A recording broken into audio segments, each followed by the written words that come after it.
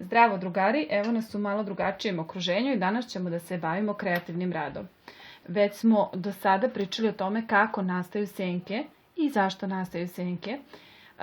To je kada predmet koji ne propušta svetlo stane ispred nekog svetla i dobijemo senku. Mi ćemo danas da uzmemo našu omiljenu lutku ili igračku. Ja sam našla jednog zeku i jednog malog vilenjaka i da nacrtamo njihovu senku. Kako to izgleda? To izgleda ovako, na primjer. Dakle, stavit ću lutku i ocrtat ću njegovu senku.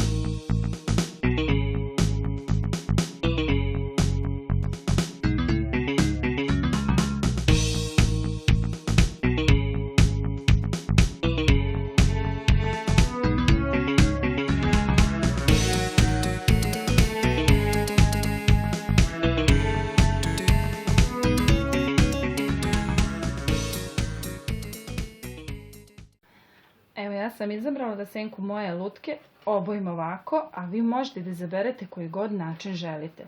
Da li će to biti šare, cvetići, loptice, kružići, šta god poželite. Zdravo drugari, do idućeg puta.